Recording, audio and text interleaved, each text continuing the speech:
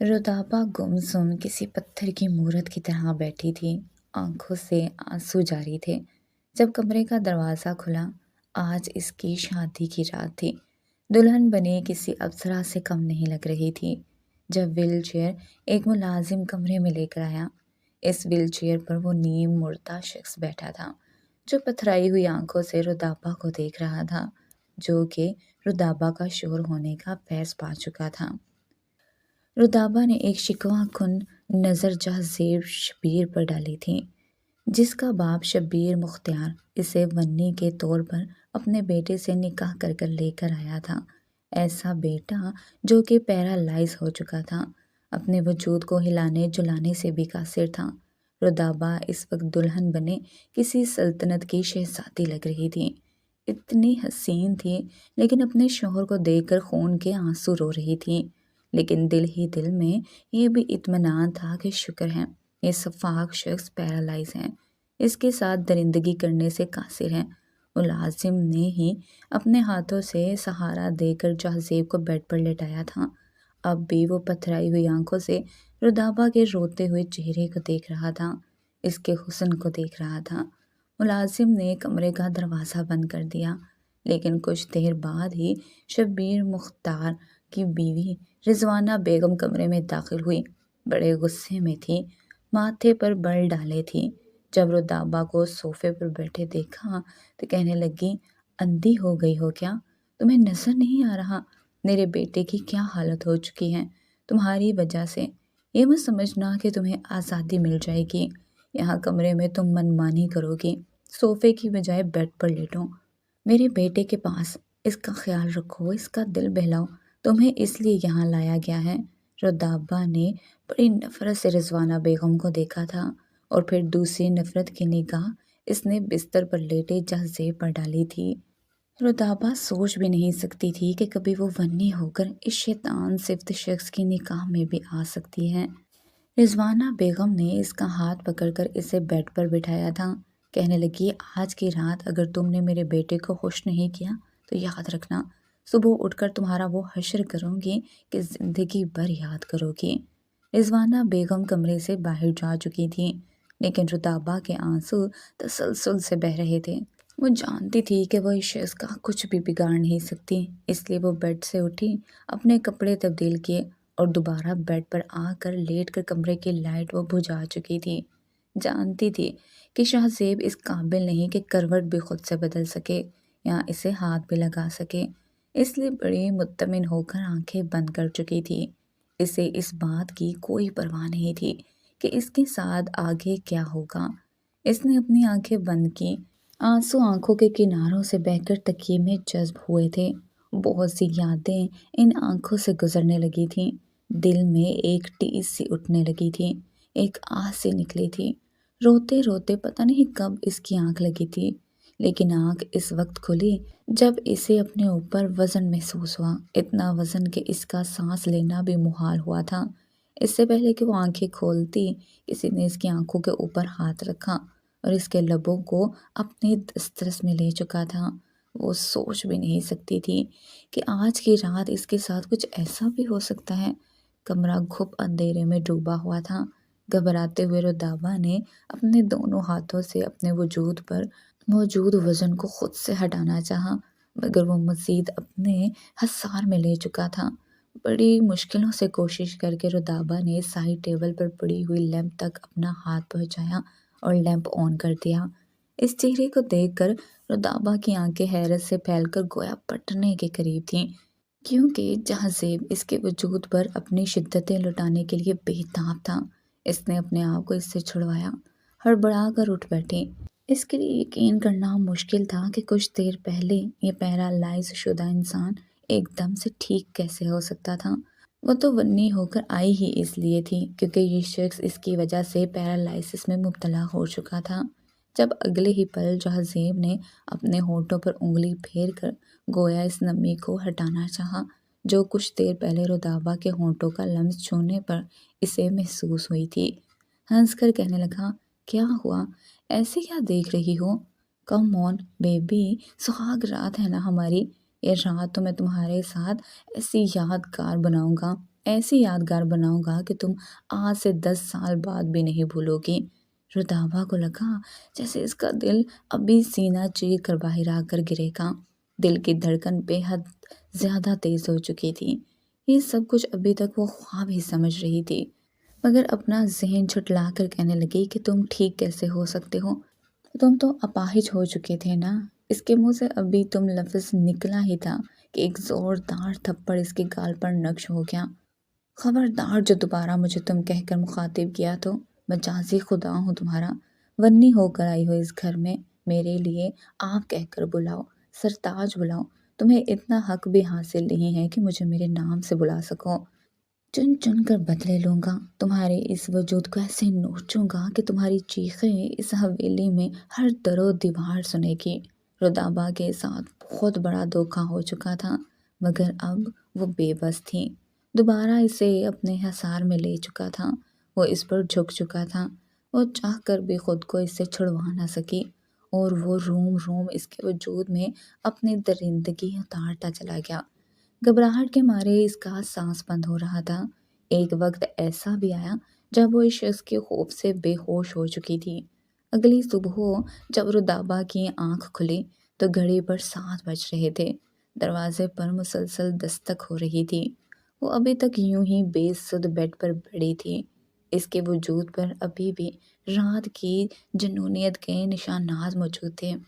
دروازہ کھٹکنے پر جیسے ہی اٹھی تو خود کو ہر ایک چیز سے آزاد پا کر فوراً اپنے آپ کو کمفرٹر میں چھپا دیا۔ جب دھڑلے سے دروازہ کھلا اور رضوانہ بیگم کمرے میں داخل ہوئیں، بغیر کسی حیا، شرم اور جھجک کے بیڈ پر ایک نظر دوڑائی تو رضوانہ بیگم کا اکلوتا بیٹا جہاں شبیر بیڈ پر اوندے منہ لیٹا پرسکون سو رہا تھا، جبکہ جس حالت میں گھبرائی کپ کپاتی ہوئی 20 سالہ رتابہ ملی تھی، دیکھ کر رضوانہ بیگم کے چہرے پر ایک شاطرانہ مسکراہٹ پھیل گئی۔ قدم با قدم چلتی ہوئی بیڈ کے قریب آئی۔ شرم کے مارے اور خوف کے مارے رتابہ کی آنکھوں میں آنسو آ چکے تھے۔ ابھی تک اس کی آنکھوں میں نیند تھی، بخار کی وجہ سے اس کا وجود جھلس رہا تھا، آنکھیں بند ہو رہی تھیں۔ جب رضوانہ بیگم نے آگے بڑھ کر اپنی انگلی اس کے چہرے کے پیالے کے ساتھ گھماتے ہوئے کہا، شاباش، یہی امید تھی تم سے۔ ویسے منہ دکھائی میں تحفہ تو اچھا مل گیا ہوگا، تم تو سمجھ رہی تھی کہ میرا بیٹا تمہارے ساتھ کچھ کر ہی نہیں پائے گا، مگر پھر کیسا لگا ہمارا سرپرائز؟ یہ تو کچھ بھی نہیں تھا۔ اگلے 5 منٹ کے اندر اندر تو مجھے حویلی میں چاہیے ہو۔ آج تک کسی میں جرت نہیں تھی میرے بیٹے کی طرف آنکھ اٹھا کر بھی دیکھتا۔ اتنا کہہ کر وہ رتابہ کو بالوں سے جکڑ کر اس کا چہرہ کھینچ کر اپنے سامنے کر چکی تھی۔ درد کی ایک سسکاری رتابہ کے حلق سے نکلی، مگر وہ خطرناک تیور لیے عورت کہنے لگی، کسی میں جرت نہیں تھی کہ میرے بیٹے کی طرف آنکھ اٹھا کر دیکھتا، اس سے ہاتھ بھی لگاتا، مگر تمہارے اس عاشق نے اچھا نہیں کیا، وہ پل پل تڑپے گا، بلکہ اس گزشتہ رات تو سو ہی نہیں پایا ہوگا۔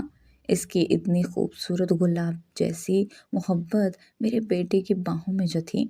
اتنا کہہ کر وہ اسے زور سے چھوڑ چکی تھی۔ رتابہ کا سر جا کر بیڈ گراؤنڈ سے ٹکرایا تھا۔ وہ اپنے آنسو کنٹرول نہ کر پائی، بس روتی ہی چلی تھی۔ رضوانہ بیگم تو کمرے سے جا چکی تھی۔ اس کی ہچکیوں کی آواز اونچی ہوئی تو اگلے ہی پل جہاں زیب کی گمبھیر سخت آواز گونجی، اگر دوبارہ تمہاری آواز مجھے سنائی دی تو میں تمہارا برا حشر کر کے رکھ دوں گا۔ لڑکی، میرے شیطان کو ایک بار پھر مت جگاؤ، دفع ہو جاؤ یہاں سے۔ جہاں زیب کی آواز سن کر تو ایک بار پھر وہ گھبرا چکی تھی۔ جلدی سے بیڈ سے اٹھی اور چکراتے ہوئی فوراً واش روم میں چلی گئی۔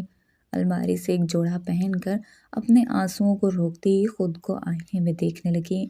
اس نے یہ سب تو نہیں سوچ رکھا تھا، اس نے تو کبھی بھی یہ نہیں سوچا تھا کہ اس کی زندگی اسے اس مقام پر لا کھڑا کر دے گی، اور آئینے میں نظر آتا جہاں زیب کا عکس دیکھ کر خوف کے مارے اس کے رونگٹے کھڑے ہو چکے تھے۔ یہ وہ شخص تھا جس سے وہ ہزاروں فٹ دور رہنا چاہتی تھی، مگر آج اسی کے بستر کی زینت بننے میں اسے وقت نہیں لگا تھا۔ نکاح کے بعد اگلی صبح تیار ہونے کے خواب جو اس نے دیکھ رکھے تھے اور جس طرح اسے دکھائے گئے تھے، بے ساختہ ایک سایہ سا اس کے ذہن میں لہرا گیا۔ کسی فلم کی طرح وہ سین چلنے لگے۔ جب ذیشان نے بڑے پیار سے اس کے کان میں موجود بالی کو ہلکا سا ہلا کر کہا تھا، جانتی ہو سویٹی، شادی کے بعد جب اگلی صبح تم تیار ہو کر میرا من پسند جوڑا پہن کر میک اپ کر رہی ہوگی نا، تب میں پیچھے سے آ کر تمہیں اپنے حصار میں لے لوں گا، تمہاری گردن پر اپنے لب رکھتے ہوئے تمہیں احساس دلاؤں گا کہ تم دنیا کی سب سے خوبصورت، خوش نصیب اور اہم ترین عورت ہو جسے میرے نصیب میں لکھ دیا گیا ہے۔ میں اپنی محبت کی چھاپ تم پر چھوڑنے کے بعد تمہارے گالوں پر اپنا لمس چھوڑ کر تمہیں آئینے میں دیکھوں گا اور کہوں گا کہ ان لمحات کو یاد رکھنا، یہ ساری زندگی تمہیں میرے ساتھ یوں ہی محبت کے ساتھ گزارنے ہوں گے۔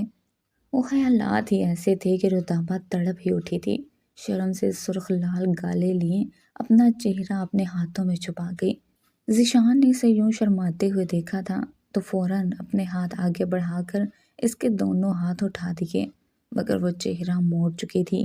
کہنے لگی کہ ذیشان بہت بے شرم ہے آپ، توبہ اتنا کچھ سوچ رکھا ہے آپ نے، مجھے تو ابھی سے شرم آ رہی ہے۔ شادی کے بعد اگر آپ یہ سب کچھ کریں گے تو مجھے تو آپ کے ساتھ آنا ہی نہیں ہے۔ مگر ذیشان ہنس کر کہنے لگا کہ ارے وہ لڑکیاں بڑی لکی ہوتی ہیں جن کے ہسبینڈ رومانٹک ہوتے ہیں، مگر تم تو عجیب ہی ہو، تمہیں میرا رومانس کرنا ہی پسند نہیں ہے، ذیشان نے شرارت سے کہا تھا، جب وہ اسے سینے پر ہاتھ رکھ کر دھکا دے کر کہنے لگی کہ جائیے یہاں سے، باہر سب بیٹھے ہیں، چچی کیا کہیں گی، چچا کو تو ہم جانتے ہی ہیں، تھوڑے سخت مزاج کے ہیں، اگر انہیں پتہ چل گیا تو آپ یہاں پر ان کی بھتیجی کے ساتھ ملاقاتیں کرتے پھر رہے ہیں تو آپ کی خیر نہیں۔ مگر ذیشان تو جیسے اسے ہنستا کھلکھلاتا دیکھ کر ان لمحات میں ہی گم ہو جانا چاہتا تھا۔ بہرحال سب کی نظروں سے بچتے بچاتے وہ واپس وہاں پر آ کر بیٹھ چکا تھا۔ رتابہ کے والد کا انتقال اس وقت ہو چکا تھا جب رتابہ 15 سال کی تھی۔ اس کے بعد سے رتابہ اور اس کی ماں کی ساری کفالت اس کے چچا ابراہیم نے اٹھا رکھی تھی۔ اس روز کے بعد سے اس گھر میں وہ اپنے چچا اور چچی کے احسان تلے دبے زندگی گزار رہی تھی۔ رتابہ کو پڑھنے کا شوق تھا، لیکن چچا نے صاف الفاظ میں اسے ڈپٹ کر کہہ دیا تھا کہ یا تو میں تم لوگوں کو 2 وقت کی روٹی دے سکتا ہوں یا پھر تمہاری پڑھائی کے خرچے اٹھا سکتا ہوں، اگر پڑھنا چاہتی ہو تو پھر اپنا خرچ بھی خود چلا لو۔ اپنے دیور کی یہ بات سن کر رضیہ نے اپنی بیٹی کو بڑے پیار سے سمجھا دیا تھا کہ بیٹا جتنا پڑھ لیا اتنا بہت ہے، اگر تمہارا باپ زندہ ہوتا تو تمہاری یہ خواہش بھی پوری کر دیتا، لیکن اب جس طرح ہے ویسے ہی صبر کر کر اپنی زندگی گزارنی پڑے گی۔ رتابہ کی آنکھوں سے 2 آنسو ٹوٹ کر گرے تھے۔ کہنے لگی کہ اماں، چچا اپنی اولاد کو تو بڑے اسکولوں کالجوں میں پڑھا رہے ہیں، عاصم بھائی تو انگلینڈ میں اپنی پڑھائی کر رہے ہیں، اس وقت تو چچا کے خزانوں میں کوئی کمی نہیں آتی، میں نے تو اپنے بل بوتے پر گورنمنٹ کالج میں داخلہ لینا تھا، کیا یہ مجھے وہاں پر پڑھانا بھی افورڈ نہیں کر سکتے؟ آنکھوں میں آنسو لیے رتابہ یہ بات تو کر چکی تھی، مگر رضیہ خاتون اب کیا کہتی؟ دونوں ماں بیٹیاں تو جیسے اس گھر میں نوکر جیسے کام کیا کرتی تھی تاکہ کل کو کوئی ان کو یہ طعنہ نہ دے کہ دونوں ماں بیٹیاں مفت کی روٹیاں توڑتی رہتی ہیں۔ انہی دنوں رتابہ کے لیے ابراہیم صاحب کی ایک دوست کی بیٹی کا رشتہ آیا تھا، جو گاؤں کے رہنے والے تھے، امیر تھے، اچھا خاندان تھا۔ ابراہیم صاحب نے فوراً ہاں کر دی تھی۔ جب پہلی بار رتابہ ذیشان سے ملی تو اسے سچ میں ذیشان سے محبت ہو چکی تھی۔ ذیشان اس کی زندگی میں آنے والا پہلا لڑکا تھا، وہیں ذیشان بھی اس سے پہلی ملاقات میں ہی بتا چکا تھا کہ جب 2 ماہ پہلے تمہیں ایک شادی میں دیکھا تھا تب سے ہی تم پر دل ہار بیٹھا تھا، بڑی مشکل سے اپنے ماں باپ کو راضی کر کر یہاں پر لایا ہوں، ورنہ وہ تو کہتی تھی کہ تمہاری چچی جیسے مزاج کی عورت کے گھر سے ہم کسی لڑکی کا رشتہ نہیں لائیں گے۔ رتابہ بھی خوش ہو چکی تھی کہ بالآخر اسے اس کے سپنوں کا شہزادہ مل چکا تھا، مگر اس بات سے انجان تھی کہ آگے چل کر اس کی زندگی میں ہونے کیا والا ہے۔ منگنی کے اگلے روز جب ذیشان یونیورسٹی گیا تو دوستوں نے اسے ٹریٹ مانگ لی تھی، وہ خوشی خوشی ان سب کو ٹریٹ دے رہا تھا، جب دوسری جانب ٹیبل پر بیٹھے ہوئے جہانزیب خان زادہ کی نظر اس پر پڑی۔ دونوں ہی یونیورسٹی کے ٹاپ سٹوڈنٹس تھے، جس کی وجہ سے دونوں میں اکثر نوک جھوک ہوتی رہتی تھی۔ जहाँ ज़ेब ने जब इसे इतना खुश देखा तो इससे इसकी खुशी हज़म ना हुई। हंस कर कहने लगा, अरे वाह, इतनी जल्दी ऊँट को नकेल पकड़ गई। ज़ीशान ने मुस्कुराकर इसकी तायीद की थी, लेकिन अगले ही पल इससे अपना रुख फेर गया। जब साथ बैठी क्लासमेट लड़कियों ने ज़ीशान से कहा कि अरे हमें भी तो दिखाए, हमें भी तो पता चले कि हमारी भाभी कैसी हैं। जैसे ही मुस्कुराकर ज़ीशान ने इस लड़की को रुताबा की तस्वीर दिखाना चाही, तो तभी ज़ीशान ने फ़ौरन इसके हाथ से मोबाइल झपट लिया। पहली नज़र में ही रुताबा को देखकर इसकी आंखों में एक चमक सी उभर आई थी। अरे वाह ज़ीशान, तूने तो बड़ा लंबा हाथ मारा है।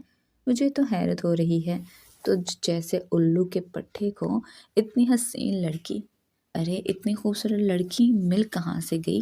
ज़ीशान जो अपने ही ध्यान में बैठा था, अपने हाथ से मोबाइल छीनने पर गुस्से से बिफर चुका था, मगर जब यूं अपनी मोहब्बत, अपनी इज्जत पर जहाज़ेब को कमेंट पास करते देखा तो इससे बर्दाश्त ना हुआ। अगले ही पल एक जोरदार मुक्का वो जहाज़ेब के मुंह पर मार चुका था।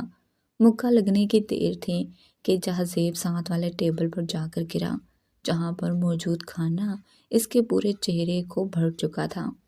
कमीने, बेहया, बेगैरत इंसान, शर्म नहीं आती तुझे? क्या तेरी माँ ने तेरी यही तरबियत की है? क्या तेरे घर की औरतों को मैं यूं ही झांक झांक कर देख रहा होता हूँ? लूजर कहीं के, तुझसे अच्छा तो बंदा कुत्ते से वफादारी कर ले। थू है तुझ पर और तेरी इस दुश्मनी पर जो पिछले 4 साल से तू मुझे दिखाता आ रहा है। तेरा तो मयार ही नहीं है कि ज़ीशान मलिक तुझे अपना दुश्मन भी माने। अपना मोबाइल वो इससे छीन कर फ़ौरन वहाँ से आगे बढ़ा था। जहाज़ेब गुस्से से चीखा था। अगर जहाज़ेब के 5 दोस्तों ने इसे मजबूती से पकड़ ना रखा होता तो वो अब तक ज़ीशान को झपट चुका होता। वो मज़ीद भी बहुत कुछ बोल रहा था, मगर इसके दोस्तों ने इसके मुंह पर हाथ रखकर इसे पकड़ लिया। कहने लगा कि अरे दादा, शर्म कर, कोई भी शोर शराबा मत करो। पहले ही 6 महीनों से यूनिवर्सिटी से निकाल दिए गए थे। अगर यहाँ पर लड़ाई की तो एक बार फिर यूनिवर्सिटी से निकाल दिए जाओगे। जो भी करना होगा बाहर करेंगे, सब्र रखो। जहाज़ेब का तो बस नहीं चल रहा था कि ईंट से ईंट बजा देता। जहाँ एक जानिब रुदाबा इसके ज़हन पर नक्श हो चुकी थी, वहीं दूसरी जानिब ज़ीशान की ये गलती इसे बहुत महंगी पड़ने वाली थी। ज़ीशान गुस्से में आग बबूला होता क्लास लेने के बाद यूनिवर्सिटी से बाहर निकला था। अपनी मोटरसाइकिल पर वो गांव के कच्चे रास्ते की तरफ बढ़ा ही था कि जब एक जानिब से जीप और साथ 3-4 मोटरसाइकिलों पर लड़के हंसते खिलखिलाते सीटियाँ और तालियां बजाते आने लगे। मोटरसाइकिलों का शोर और बार-बार जीप का हॉर्न अपने पीछे बजते देखकर ज़ीशान के ज़हन में खतरे की घंटियां बजने लगी थीं।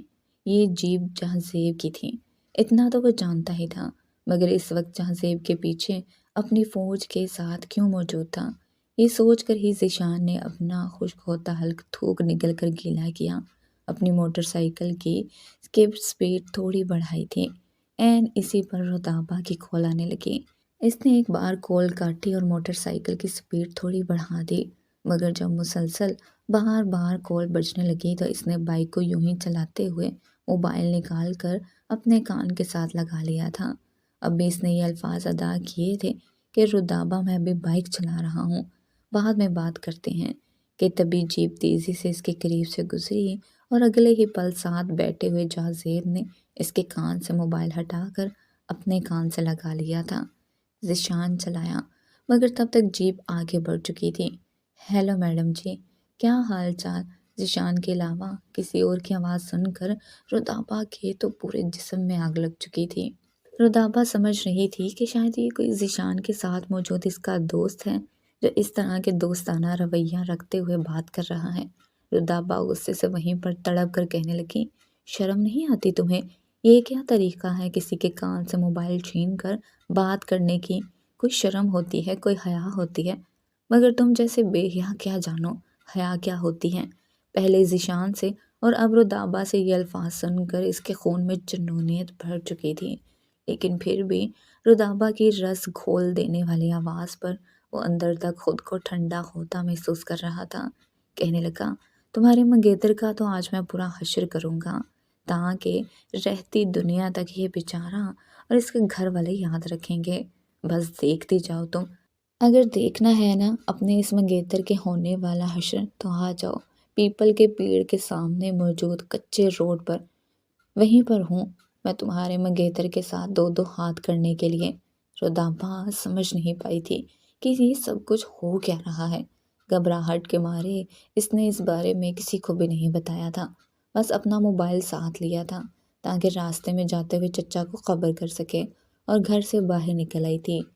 پیپل کا پیڑ ان کے گاؤں کی شروعات میں آتا تھا، جس کے بعد ذیشان اور وڈیرے جہاں زیب کا گاؤں شروع ہو جاتا تھا۔ وہ اونٹوں میں بیٹھی اور اس مقام تک پہنچی تھی۔ ٹیکسی والا اسے پیپل کے پیڑ کے پاس تو لے آیا تھا، مگر اس کے چچا کا نمبر مسلسل بند جا رہا تھا۔ گھبراہٹ کے مارے وہ ٹیکسی سے اتری جب پیپل کی چھاؤں میں 3 لڑکوں نے ذیشان کو پکڑ رکھا تھا، اور سامنے بگڑے سے خلیے میں ایک وڈیرا جیپ میں بیٹھا سگریٹ کا دھواں ہوا میں منتقل کر رہا تھا۔ جیسے ہی رودابا کی نظر ذیشان کے زخمی چہرے پر پڑی تو اس سے برداشت نہ ہوا۔ اس نے روتے ہوئے اس پل اپنے چچا کو پھر سے کال کی تھی، جو کال اٹھاتے اسے جھڑکنے لگے تھے کہ کیا مسئلہ ہے تمہیں لڑکی، میں کام میں مصروف ہوتا ہوں، یہاں پر بیٹھ کر کھیل نہیں رہا ہوتا جو کالز پر کالز کرتی جا رہی ہو۔ روتے ہوئے ان سے کہنے لگی کہ چچا جلدی یہاں پر آ جائیں، ذیشان کو کچھ لوگوں نے پکڑ لیا ہے۔ ابھی وہ یہ بات کر ہی رہی تھی کہ جب اسے اپنے پیچھے ذیشان کے چیخنے چلانے کی آواز آئی۔ اس وقت وہ ذیشان سے کافی دوری پر کھڑی تھی۔ ہڑبڑا کر جیسے ہی پلٹ کر دیکھا تو ایک سخت وجود سے وہ ٹکرائی تھی۔ یہ کوئی اور نہیں بلکہ جہازیب تھا جو اس کے سامنے کھڑا تھا، رودابا کو جن نظروں سے دیکھ رہا تھا۔ رودابا ایک جھٹکے سے اسے دور ہٹی تھی۔ وہ روتے ہوئے کہنے لگی کہ کیوں پکڑ رکھا ہے آپ نے ذیشان کو، چھوڑیے اسے، کیا کیا ہے اس نے؟ وہ بھاگتے ہوئے ذیشان کی طرف پہنچی تھی، جبکہ ذیشان بھلے ہی زخمی حالت میں تھا، پھر بھی اس سے یہی کہہ رہا تھا کہ کیوں آئی ہو تم یہاں، اگر آئی بھی ہو تو اکیلی کیوں آئی، کسی کو ساتھ لاتی، جانتی بھی ہو یہ شخص کتنا کمینہ ہے۔ ذیشان کبھی رودابا کو دیکھتا جو بھاگ کر اس کی طرف آ رہی تھی، اور کبھی اس کے پیچھے کھڑے جہازیب کو جو بڑی کمینی نظروں سے بھاگتے ہوئے رودابا کو دیکھ رہا تھا۔ اپنے ہونٹوں پر زبان پھیرتا ہوا جہازیب ایک گہری سانس خارج کر چکا تھا۔ رودابا شاید اس کی زندگی میں آنے والی پہلی لڑکی تھی جو اس قدر خوبصورت حسین تھی، جسے دیکھنے کے بعد اس کا من بار بار مچل کر کہہ رہا تھا کہ اس لڑکی کو اپنے دسترس میں لے لیا جائے اور خود سے کبھی بھی دور نہ ہونے دے۔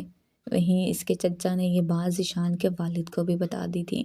دونوں ہی اپنے اپنے گھروں سے یہاں پر آنے کے لیے نکل چکے تھے، مگر جب تک وہ آئے بہت دیر ہو چکی تھی۔ جیسے ہی جہازیب نے آگے بڑھ کر رودابا کو چھونا چاہا، تبھی ذیشان نے خود کو چھڑوا کر اسے مارنا شروع کر دیا۔ دونوں میں اچھی خاصی ہاتھا پائی ہو چکی تھی۔ رودابا ایک جانب کھڑی رو رہی تھی، وہ آگے بچانے کے لیے جاتی بھی تو ذیشان اسے منع کرتا۔ گھبراہٹ کے مارے اس کا وجود کپکپا رہا تھا جب ذیشان کو دھکا دے کر جہازیب نے پستول اٹھا لیا۔ رودابا کی تو جان لبوں پر آئی تھی جب ذیشان نے ہاتھا پائی میں گولی چلا دی۔ گولی سیدھا جہازیب کے بازو پر لگی تھی۔ ایک جھٹکے سے وہ پیچھے کو گرا تھا اور اس کا سر ایک بڑے پتھر سے ٹکرا چکا تھا۔ ذیشان اور رودابا فوراً وہاں سے بھاگے تھے، جبکہ جہازیب کے چمچے اپنے بوس کو اٹھا کر سیدھا ہاسپٹل لے جا چکے تھے۔ یہ کیا کر دیا تم لوگوں نے، کیوں کیا یہ سب کچھ؟ اگر وہ کچھ کہہ بھی رہا تھا تو تم ہمیں بتاتے، ہم اس کی شکایت سردار سائیں کو لگاتے۔ کیوں لیا تم نے قانون اپنے ہاتھ میں؟ اگر خدا نخواستہ اس جہازیب کو کچھ ہو گیا تو جانتے ہو شبیر مختار اس گاؤں کا سردار سائیں ہمارا کیا حشر کر سکتا ہے۔ ذیشان جو زخمی حالت میں موجود تھا، راشدہ خاتون اپنے بیٹے کے چہرے اور بازو کی سکائی کر رہی تھی، مسلسل روئے بھی جا رہی تھی۔ ایک جانب کو ڈری سہمی بیٹھی ہوئی رودابا بھی گھبرا رہی تھی، خوف کے مارے کپکپا رہی تھی۔ جب راشدہ خاتون کہنے لگی کہ پتہ نہیں کس کل موہی کرم جلی کی نظر لگ گئی میرے بیٹے کو، اتنی مار پڑ گئی، خدا بیڑا غرق کرے اس کا، جس کی وجہ سے میرے بیٹے کی یہ حالت ہوئی۔ ذیشان اپنی ماں کو آنکھوں ہی آنکھوں میں اشارہ کرتا رہ گیا، مگر تبھی دروازے پر دستک ہونے لگی۔ باہر شبیر مختار کے لوگ موجود تھے جو انہیں پنچایت میں بلا رہے تھے۔ راشدہ تو پھوٹ پھوٹ کر رونے لگی۔ تبھی رودابا کا چچا بھی وہاں پر آ چکا تھا۔ پنچایت میں سب سے بڑا سربراہ کے طور پر شبیر مختار موجود تھا۔ خاموشی کے ملے جلے تاثرات میں وہ وہاں پر کھڑا ہر ایک آنے والے گاؤں والے کو کھانچ جانے والی نظروں سے دیکھ رہا تھا۔ جب ایک جانب سے ڈری سہمی رتابہ اور ذیشان کے گھر والے آئے، شبیر مختار فوراً اپنی نشست سے اٹھے اور اپنی پگڑی اتار کر ایک جانب اپنی نشست پر پٹ گئی اور غصے سے آگے بڑھ کر ذیشان کو گریباں سے پکڑ لیا تھا۔ فوراً ابراہیم صاحب اور ذیشان کے والد نے انہیں دور کرنا چاہا، مگر وہ غصے سے تڑپ کر کہنے لگے کہ میں اس شخص کو نہیں چھوڑوں گا۔ اس نے میرے بیٹے کو موت کے گھاٹ تک پہنچایا ہے۔ میرا بیٹا زندگی اور موت کی جنگ لڑ رہا ہے۔ اس کی بھی وہی حالت ہوگی جو میرے بچے کی ہوئی ہے۔ فوراً شبیر مختار کو ذیشان سے الگ کیا گیا۔ باقی کے سرپنچ شبیر مختار کو سمجھانے لگے کہ اس قدر غصے سے کام نہیں چلتا، آپ حوصلے سے کام لیجئے، دعا کیجئے کہ آپ کا بیٹا بچ جائے۔ مگر شبیر مختار کہنے لگا کہ اس لڑکے کو تو سزا ملے گی، جو کچھ میرے بیٹے کے ساتھ ہوا ہے اس کے ساتھ بھی ہوگا۔ ابھی یہ بات چل ہی رہی تھی کہ جب موبائل پر کال آنے لگی۔ دوسری جانب جو خبر سنائی گئی، شبیر مختار کے ہاتھ سے تو فون گر چکا تھا۔ ڈاکٹر کا کہنا تھا کہ جہازیب کو پیرالائسس ہو چکا ہے، وہ اب شاید عمر بھر کبھی چل نہیں پائے گا، وہ زندہ لاش بن کر رہ چکا تھا۔ یہ خبر جہاں ذیشان کے رونگٹے کھڑے کر چکی تھی، وہیں دوسری جانب رتابہ تو یہ سوچ سوچ کر پریشان ہو گئی کہ اس کمبخت کے ساتھ جو کچھ وہاں سے ہوا، لیکن اب ذیشان کے ساتھ کیا ہوگا۔ شبیر مختار پہلے تو غم و غصے کے ملے جلے تاثرات کے ساتھ رہے اور پھر کہنے لگے کہ فیصلہ آج اور ابھی ہوگا۔ جس لڑکی کی وجہ سے جو لڑائی ہوئی ہے وہ لڑکی سزا بھگتے گی۔ یہ لڑکی ونی ہو کر ہمارے گھر آئے گی۔ ذیشان کی منگیتر اب جہازیب کی دلہن بنے گی۔ اس کی وجہ سے میرا بیٹا اس حالت کو پہنچا ہے۔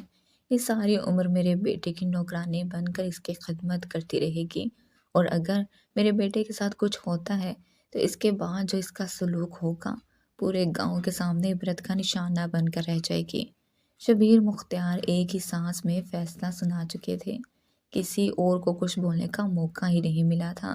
ذیشان فوراً آگے بڑھا، کہنے لگا کہ آپ کو سزا دینی ہے تو مجھے دیجیے، آپ رتابہ کو کچھ نہیں کہہ سکتے، یہ غلط ہے۔ میں اس کو آپ کے اس بیٹے سے بچانا چاہتا تھا، مگر آپ ایک بار پھر ناانصافی کر رہے ہیں۔ ذیشان تڑپ رہا تھا۔ شبیر مختار اس کی یہی تڑپ دیکھنا چاہتے تھے۔ اپنے بیٹے کو بچانے کی خاطر اس کا باپ اسے وہاں سے لے جا چکا تھا۔ پیچھے بچے تھے تو رتابہ اور ابراہیم صاحب۔ اپنے رعبدار لہجے میں جب شبیر مختار نے کہا کہ تمہاری یہ لڑکی ونی ہو کر میرے بیٹے کے نکاح میں آئے گی، تو بغیر چوں چرا کیے ابراہیم صاحب ہاتھ جوڑ کر پہلے تو کھڑے ہو گئے، پھر اپنے کاندھے پر موجود رومال کو اتار کر شبیر مختار کے جوتے صاف کرنے لگے۔ کہنے لگے جو حکم سرکار، ہم تو کمی کمین کمذات لوگ ہیں، آپ جیسے وڈیروں کا حکم سر آنکھوں پر۔ اس لڑکی کی وجہ سے غلطی ہوئی ہے، خمیازہ بھی یہی لڑکی بھگتے گی۔ رتابہ کو تو لگا جیسے اس کی پوری دنیا اجڑ چکی ہو۔ وہ بے یقینی سے اپنے چچا کی طرف دیکھ رہی تھی، جو اسے گھر لا کر فرش پر پٹک چکے تھے اور اپنی بھابھی سے کہہ چکے تھے کہ تیار کر دو اسے، 2 روز بعد اس کا نکاح ہے۔ اول تو یہ دعا کرو کہ وہ کمینہ جہازیب مر جائے، اگر زندہ بچ گیا تو اس لڑکی کی زندگی اجیرن کر کے رکھ دے گا، مر گیا تو بھی اس کی زندگی آسان نہیں رہے گی۔ ایک طرف کنواں ہے اور دوسری طرف کھائی۔ ساری حقیقت جان کر تو رتابہ کی ماں اپنے دیور کے قدموں میں گر چکی تھی کہ میری بچی کو بچا لو، مگر اب کیا ہو سکتا تھا، قسمت کے فیصلے تو ہو چکے تھے۔ جہازیب اور رتابہ کا نکاح جس پل کیا جا رہا تھا، ذیشان کو اس کے ماں باپ کمرے میں قید رکھے ہوئے تھے۔ وہ بار بار ایک ہی ضد کر رہا تھا کہ میں رتابہ کو اس شخص سے بچا کر آؤں گا، میں اس کی شادی جہازیب سے نہیں ہونے دوں گا، اس کی زندگی برباد ہو جائے گی بابا، وہ یتیم لڑکی، اس کے ساتھ ایسا کچھ مت ہونے دیں۔ جب ذیشان چپ نہ ہوا تو آخرکار اس کے باپ نے اپنے سر پر بندھی ہوئی پگڑی کو اتار کر بیٹے کے قدموں میں رکھ دیا تھا، جسے فوراً سے ذیشان نے اٹھا لیا۔ تڑپ کر کہنے لگا بابا جی کیا کر رہے ہیں؟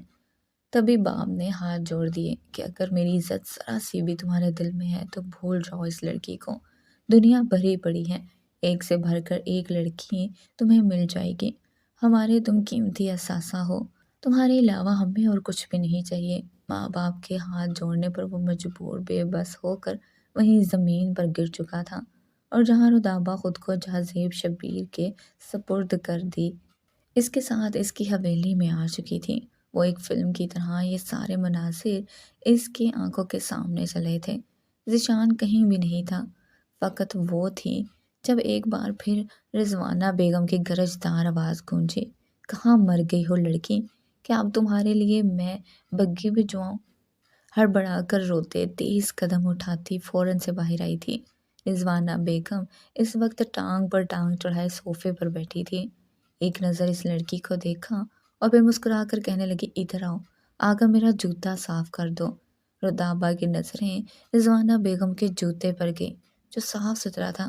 بڑی ہمت جمع کر کے کہنے لگی، آپ کا جوتا تو صاف ہے۔ اس کی یہ بات سن کر رضوانہ نے ٹیبل پر پڑے ہوئے جوس کا گلاس فرش پر پٹک دیا۔ گلاس تو ٹوٹا ہی تھا، ساتھ اس کے جوتے بھی گندے ہو چکے تھے۔ کہنے لگی کہ اچھا اب تو گندے ہو گئے ہیں، آ کر صاف کرو۔ جانتی تھی یہاں پر جو کچھ ہو رہا ہے جان بوجھ کر کیا جا رہا ہے۔ گزشتہ رات جس طرح کی درندگی کا مظاہرہ اس کے ساتھ ہو چکا تھا، اور اب رضوانہ بیگم جو کرنے کی کوشش کر رہی تھی وہ بخوبی سمجھتی تھی۔ آنکھوں میں آئے آنسوؤں کو صاف کرتی وہ آ کر گھٹنوں کے بل بیٹھ گئی۔ کپ کپاتے ہوئے اس نے اپنا ہاتھ رضوانہ بیگم کے پیروں پر رکھا تھا اور ان کے جوتوں کو روتے ہوئے صاف کرنے لگی۔ فرش کو بھی صاف کرتے ہوئے جب اس نے کانچ کے ٹکڑے اٹھائے تو اچانک ایک ٹکڑا اس کی انگلی پر لگ چکا تھا۔ خون کی بوندیں فرش کو بھگانے لگیں، مگر یہاں پر اس پر رحم کرنے والا کوئی نہیں تھا۔ سب کو سمیٹنے کے بعد اسے حکم دیا گیا تھا کہ جا کر کچن میں ناشتہ تیار کرو، اور وہ اکیلی جان سب کے لیے ناشتہ تیار کرنے کے بعد باہر آئی تو سامنے بیٹھے شبیر مختار نے اسے ایک نظر دیکھا اور بولے، لڑکی تم بھی ناشتہ کر لو۔ جھجکتے ہوئے ہی صحیح، رودابہ ان کے ساتھ کرسی پر بیٹھنے لگی تو اگلے پل جھڑک کر کہنے لگے، تمہاری اتنی اوقات ہے کہ ہمارے ساتھ بیٹھو، وہ جگہ ہے تمہاری، ایک جانب زمین پر بیٹھ کر کھاؤ، ہمارے برابر آنے کی کبھی کوشش مت کرنا۔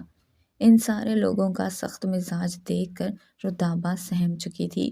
چپ چاپ ایک جانب کو بیٹھ کر وہ کھانا کھانے لگی۔ کل شام سے بھوکی تھی۔ کھانا کھانے کے بعد جیسے ہی اٹھی تو رضوانہ بیگم نے اس پر حکم صادر کیا تھا۔ کہنے لگی کہ جہازیب کے کمرے میں جاؤ، تمہیں یہاں پر اسی کے لیے لایا گیا ہے۔ میرے بیٹے نے فریش ہونا ہوگا، جا کر اسے نہلاؤ دھلاؤ، تیار کرو۔ یہ سن کر اس کے پیروں کے نیچے سے زمین نکل چکی تھی۔ کہنے لگی کہ یہ کیا کہہ رہی ہیں آپ؟ تو دھوکے سے مجھے نکاح کر کے اس گھر میں یہ کہہ کر لایا گیا ہے کہ وہ ساری زندگی کے لیے زندہ لاش بن چکا ہے، مگر وہ تو بالکل ٹھیک ہے۔ گزشتہ رات اس نے مجھے جانوروں کی طرح نوچا اور آپ کہہ رہی ہیں کہ میں اسے نہلاؤں؟ میں ایسا کچھ بھی نہیں کرنے والی۔ آپ کے ملازم ہیں، وہ اسے نہلا دیں گے۔ رضوانہ بیگم نے جب اس لڑکی کی زبان چلتی دیکھی تو اسے بالوں سے پکڑ کر کمرے میں لائی تھی، جہاں پر نیم دراز وہ بیٹھا تازہ پھل کھا رہا تھا۔ کمرے میں لا کر کہنے لگی کہ دکھائی نہیں دیتا، بازو پر گولی لگی ہے اس کے، وہ خود اس بازو کو حرکت نہیں دے سکتا، اور ویسے بھی یہ کام اب تمہارا ہی ہے۔ جاؤ، تب تک باہر مت آنا جب تک میرا بیٹا نہلا نہیں لیتی تم۔ رودابہ کے تو کانوں کی لوں تک سرخ ہو چکی تھی۔ یہ کیسی ماں تھی جس میں کوئی شرم لحاظ ہی موجود نہیں تھا؟ وہ کمرے کو باہر سے بند کر کے جا چکی تھی۔ جب رودابہ نے سامنے بیڈ پر بیٹھے اسی پل نظریں گاڑے ہوئے جہازیب کو دیکھا تھا۔ رودابہ کو دیکھ کر اس نے اپنی آواز میں گانا گنگنانا شروع کر دیا۔ وہ سہم کر ایک جانب یوں ہی کھڑی تھی۔ جب پھلوں کی ٹرے ایک طرف کرتا وہ بیڈ سے اٹھ گیا۔ رودابہ نے فوراً دروازے کے ہینڈل کو گھمایا تھا، مگر دروازہ باہر سے لاک تھا۔ وہ لڑکھڑا کر دھیرے دھیرے بیڈ کے سہارے چلتا ہوا آگے بڑھا اور پھر جان بوجھ کر اسے زج کرنے کے لیے گزشتہ رات کے لمحات کو اس کے سامنے دہرانے لگا۔ ایک ایک الفاظ رودابہ کو اپنے وجود پر گہری ضرب کی طرح محسوس ہو رہے تھے۔ بلا شبہ وہ اس کی بیوی تھی، لیکن پھر بھی اسے ان سب باتوں سے گھن اور نفرت محسوس ہو رہی تھی۔ جب جہازیب چلتا ہوا اس کے قریب آ گیا اور اپنے دونوں ہاتھ اس کے کاندھوں پر رکھنے کے بعد اس کے جھکے ہوئے چہرے کی طرف دیکھنے لگا، پھر کہنے لگا، کیوں، کیا ہوا؟ بیویاں تو اپنے شوہر کے منہ سے یہ تعریفیں سن کر خوش ہوتی ہیں، کیا تمہیں خوشی نہیں ہوئی کہ اس پورے گاؤں کا سردار وڈیرا تم جیسی ایک معصوم اور چھوٹے سے خاندان سے تعلق رکھنے والی لڑکی پر دیوانہ ہو چکا ہے؟ جس وقت میں نے پہلی بار تمہیں تصویر میں دیکھا تھا تب سے ہی میں تم پر دل دے بیٹھا تھا۔ آج تک جہاں زیب شبیر نے جو بھی پسند کیا ہے اسے اپنے دسترس میں لے کر آئے، تمہیں خود تک پہنچانے کے لیے میرے پاس یہی راستہ تھا، سو میں نے یہی اپنا لیا۔ یہ کہہ کر وہ اپنی سانس اس کے چہرے پر نچھاور کر گیا۔ رودابا اس کے ہر ایک لفظ کو سن رہی تھی۔ جب وہ کہنے لگا کہ کیوں اپنے پرانے عاشق کو یاد کر کر رو رہی ہو، یہی سوچ رہی ہو کہ شادی کے خواب کسی اور کے ساتھ دیکھے تھے اور سہاگ رات کسی اور کے ساتھ منا لی۔ جہازیب کا کہکا گونجا تو مزید اس اذیت سے تنگ آ کر اس نے جہازیب کو دھکا دے کر ان سے دور کیا تھا، مگر وہ اس کا بازو کھینچ کر کہنے لگا، تکلیف تو واقعی مجھے تمہاری خاطر اٹھانا پڑی ہے۔ اگر مجھے بازو پر مزید درد ہوا تو میں اس کا پورا پورا بدلہ تم سے لوں گا۔ چلو شاباش آؤ، مجھے فریش ہونا ہے۔ بیوی ہو میری، بیویوں کا تو یہی کام ہوتا ہے، اپنے شوہر کا ہر کام خوش دلی سے کرنا۔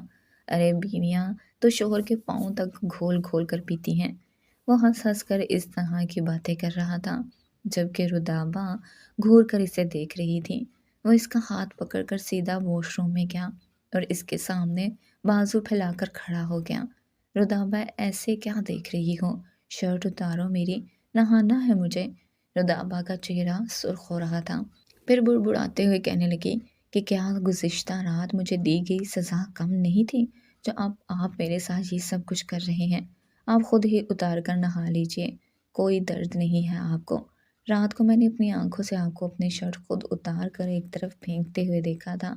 رودابا روانی میں یہ سب کچھ کہہ تو گئی تھی لیکن اگلے پل اپنے کہنے پر پچھتائی تھی۔ جہازیب تو جیسے اس کے کہنے پر سرشار سا ہوا تھا، اگلے ہی پل کہنے لگا کہ اچھا سوچ لو، ایسا نہ ہو کہ میں تمہیں بھی اپنے ساتھ ہی یہاں پر۔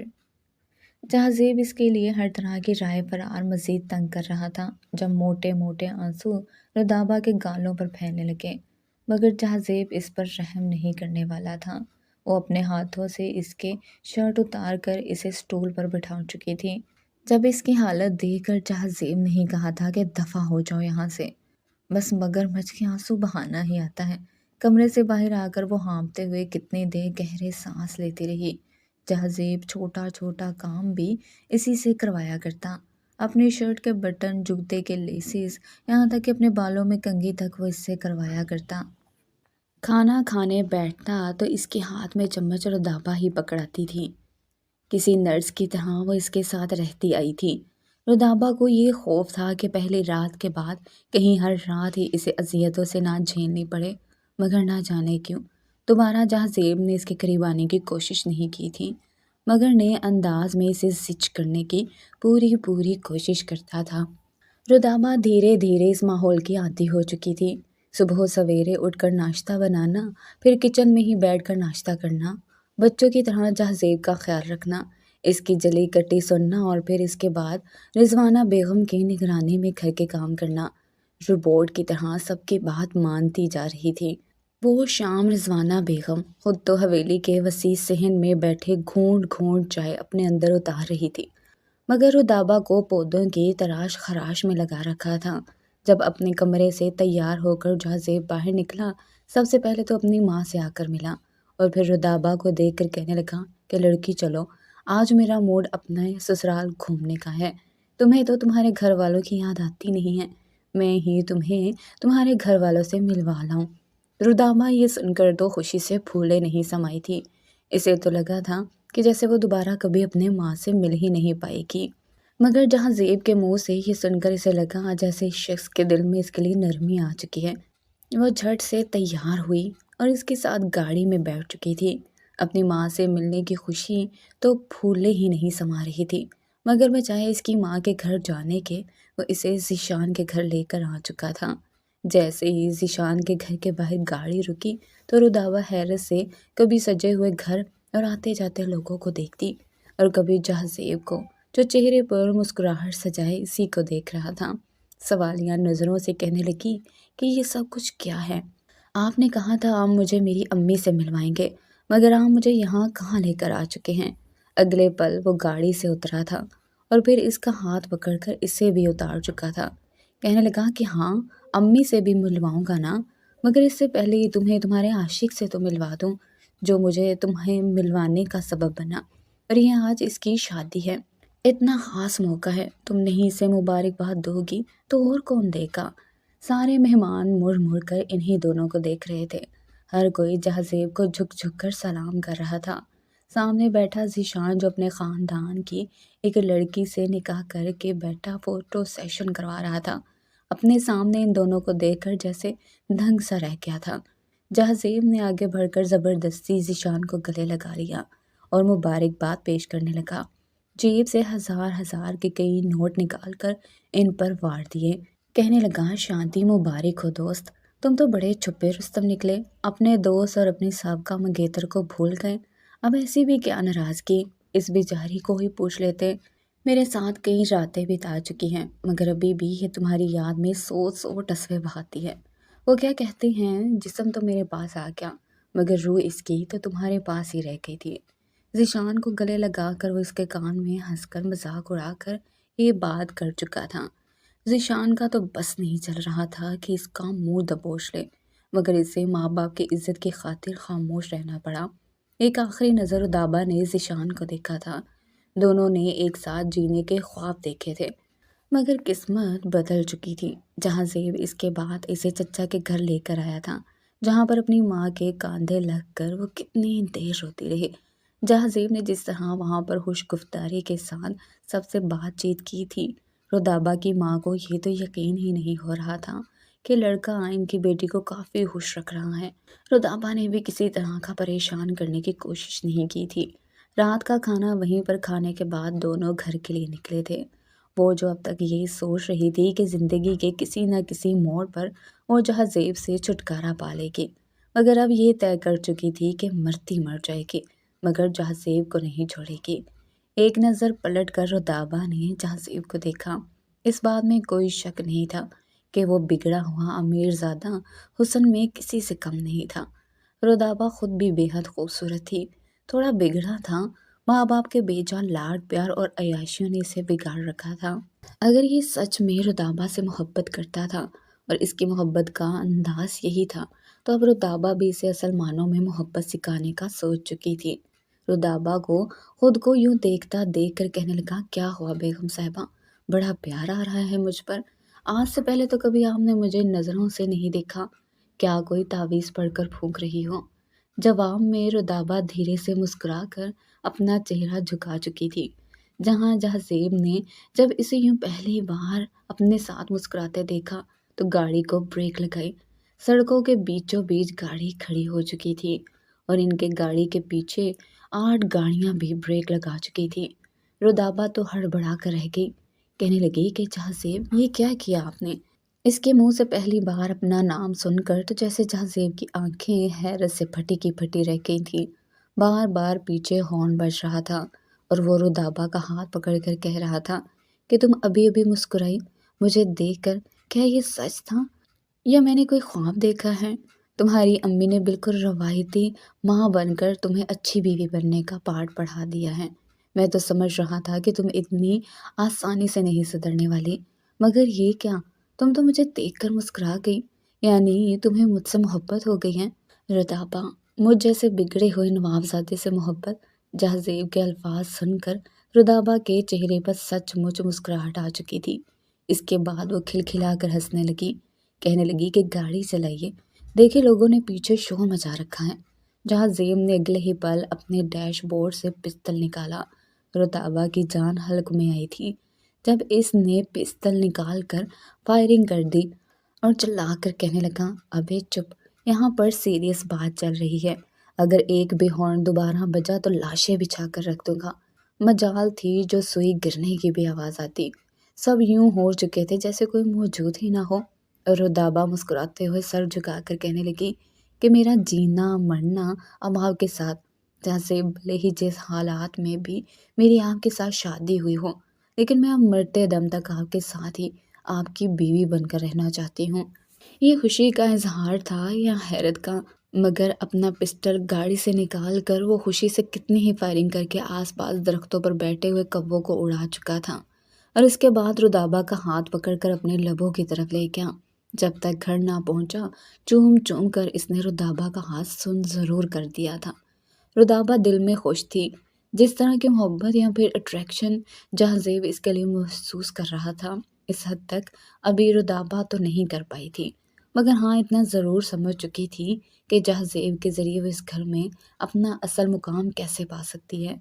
دونوں ہی جب گھر میں داخل ہوئے تو رضوانہ بیگم جو اپنی انگلی میں موجود بڑی سی فیروزے کی انگوٹھی کو رگڑ رہی تھی، یہ سوچ سوچ کر تو ان کی خوشی کی کوئی انتہا نہیں رہی تھی کہ آج جہازیب اس لڑکی کی اس کے گھر والوں کے سامنے اچھی خاصی تذلیل کرے گا، اسے ذلیل کر کے گھر لائے گا، اس کا ساتھ لڑکی کو اس کی اصل اوقات پتہ چلے گی۔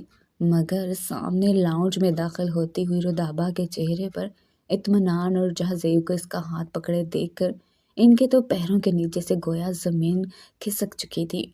فوراً حیرت سے اٹھ کر کھڑی ہو گئی۔ رضوانہ بیگم کو دیکھ کر رودابا کے چہرے کی مسکراہٹ مزید گہری ہو گئی۔ جہازیب تو اپنی ماں کے ساتھ جا کر بیٹھ چکا تھا، مگر رودابا اپنے اور جہازیب کے لیے کھانا گرم کرنے لگی۔ رضوانہ بیگم اس کے چہرے پر مسکراہٹ دیکھ کر فوراً رودابا کو دیکھ کر اپنے بیٹے کا ہاتھ تھام کر کہنے لگی کہ دیکھو بیٹا، پچھلے 1 ڈیڑھ مہینے سے جو ہوا سو ہوا، اسے برا خواب سمجھ کر بھول جاؤ، مگر میں کل تمہاری خالہ کے ہاں تمہارا رشتہ لے کر جانے والی ہوں۔ کئی ماہ سے جبین مجھ سے ملنے کی ضد کر رہی ہے، تم جانتی تو ہو کہ میری بھانجی مجھ سے کتنی محبت کرتی ہے، میرے علاوہ اسے کچھ اور دکھائی نہیں دیتا، اور وہ تو تمہاری بچپن کی منگ بھی ہے نا۔ بس میں کل ہی جاؤں گی اور شادی کی تاریخ دے کر آؤں گی۔ تمہارے والد سے بھی میری بات ہو چکی ہے، ان کو بھی کوئی اعتراض نہیں ہے، بس کل تم میرے ساتھ ضرور چلنا۔ رضوانہ بیگم نے اپنے بیٹے کی تھوڑی کو پکڑ کر یہ بات کی تھی، جب اگلے ہی پل جہازیب کا چہرہ ایک دم سے سنجیدگی میں تبدیل ہو گیا۔ کہنے لگا کہ اماں جان، یہ کیسی باتیں کر رہی ہیں آپ؟ شادی ہو تو چکی ہے میری، اور پھر سے وہ محجبین کہاں سے آ گئی؟ رضوانہ بیگم کہنے لگی کہ یہ تو ونی میں آنے والی لڑکی ہے، صرف اور صرف بدلے کے تحت جو تم اس لڑکے سے لینا چاہتے تھے، برباد کرنا چاہتے تھے، اسے تم نے کر دیا۔ تمہاری شادی تو خاندان کی لڑکی کے ساتھ ہی ہوگی نا، دھوم دھام سے۔ رودابا کے تو ہاتھ پاؤں ٹھنڈے پڑنے لگے تھے، مگر جہازیب فوراً سے کہنے لگا کہ آپ فی الحال مجھ سے اس بارے میں نہ ہی بات کریں تو بہتر ہے۔ ابھی میں نے ٹھیک سے شادی بھی انجوائے نہیں کی، اور آپ دوسری بیوی میرے سر پر مسلط کرنا چاہتی ہیں۔ یہ کہہ کر وہ وہاں سے اٹھ چکا تھا۔ رودابا سے کہنے لگا کہ میرا کھانا کمرے میں ہی لے آنا۔ رودابا پھر چپ چاپ کھانا لے کر کمرے میں پہنچ چکی تھی۔ وہ اپنے ہاتھوں سے نوالے بنا بنا کر جہازیب کو کھلانے لگی۔ ہمیشہ کی طرح وہ اس کے چہرے کو دیکھ رہا تھا۔ کہنے لگا کیا ہوا، تمہیں جلن ہو رہی ہے؟ رودابا کہنے لگی کہ نہیں بھلا، مجھے کیوں جلن ہوگی؟ آپ میری طرف سے 2 کے بجائے 4 بیویاں رکھیں، چاہے 6 رکھیں، مجھے کیا؟ میں تو اس گھر میں ونی میں لائی گئی ہوں، میری تو اس گھر میں کوئی اوقات ہے ہی نہیں۔ گھر کے کونے میں کسی پرانے سامان کی طرح پڑی رہوں گی، آپ کی ماں کے جوتے اور آپ کے باپ کی مار کھاتی رہوں گی، یہی تو اصل اوقات ہے میری۔ رودابا یہ بول ہی رہی تھی جب وہ اس کے لبوں پر ہاتھ رکھ گیا۔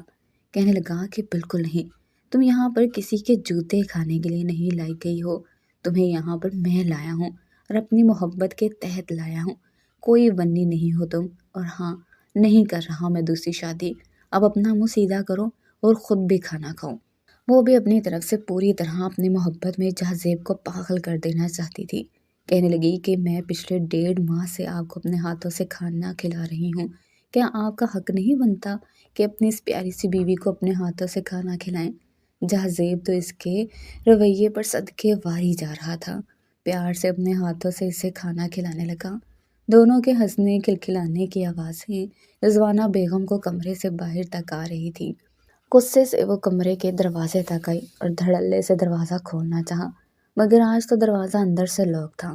تبھی اندر سے جہازیب کی خمار آلود آواز آئی کہ ابھی کوئی ڈسٹرب نہ کریں، میں اپنی پیاری سی بیوی کے ساتھ مصروف ہوں، چلو شاباش نکلو ورنہ شوٹ کر دوں گا۔ وہ ساری رات رضوانہ بیگم کی بے چینی سے گزری تھی، بار بار یہ سوچ کر ہلکان ہو رہی تھی کہ کہیں جہازیب اس لڑکی کو اپنی بیوی تسلیم نہ کر لے۔ بار بار کروٹیں بدلتے دیکھ کر شبیر مختار نے اس عمر میں بھی شرارت کرتے ہوئے اپنی بیوی کو اپنے حصار میں بھر لیا اور کہنے لگے کہ کیا ہوا جانے من، اگر نیند نہیں آ رہی تو بتاؤ، ہم کچھ ایسا کرتے ہیں جس کے بعد آپ کو بڑی سکون کی نیند آئے گی۔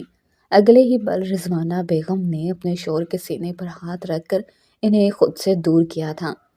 کہنے لگی کہ ہو سردار سائیں، کیسی باتیں کر رہے ہیں، کچھ شرم حیا ہے کہ نہیں آپ میں تو بار بار یہ سوچ کر ہلکان ہو رہی ہوں کہ کہیں جہاں اس لڑکی کو اپنی بیوی نہ مان لے، اگر اس نے اس لڑکی کو اپنی بیوی تسلیم کر لیا تو کیا ہوگا۔ دونوں ہی یہ سوچ سوچ کر پریشان ہو رہے تھے، جبکہ وہیں دوسرے کمرے میں جہاں اور رودابہ اس رات کو اپنے محبت کے نام کر چکے تھے۔ اگلی صبح جب رودابہ اپنے گیلے بالوں کو ایک جانب کاندھے پر پھیلائے نئی نویلی دلہنوں کی طرح، اور خاص کر اس حویلی کے بہو کے شایان شان جہاں کے کہنے پر تیار ہو کر باہر آئی، رضوانہ بیگم کے ہاتھوں سے چائے کا کپ چھوٹتے چھوٹتے بچا تھا۔ جہاں کے سامنے تو وہ کچھ کہہ نہیں سکتی تھی، مگر جہاں کی نظروں سے اوجھل ہوتے ہی انہوں نے رودابہ کو پکڑ کر اپنے سامنے کیا تھا، بازو دبوچ کر کہنے لگی، لڑکی کیا جادو کیا ہے تم نے میرے بیٹے پر، وہ تو تم پر لٹو ہی ہو چکا ہے، تمہارے علاوہ اسے کچھ دکھائی نہیں دے رہا، یہ مت بھولو کہ تم ونی میں ہو کر آئی ہو۔ اگلے ہی پل انتہائی معصومیت سے رودابہ کہنے لگی کہ ونی میں ہو کر آنے کا تو صرف ڈرامہ رچایا گیا ہے ساسو ماں، حقیقت تو آپ بھی جانتی ہیں اور آپ کے شوہر بھی کہ میں جہاں کو پسند آ چکی تھی، اسی لیے انہوں نے یہ سارا ڈرامہ رچا کر میرے ساتھ نکاح کیا۔ چہرے پر مصنوعی معصومیت اور آنکھوں میں ایک شاطرانہ چمک دیکھ کر رضوانہ بیگم کو پاسا پلٹتا ہوا دکھائی دیا تھا۔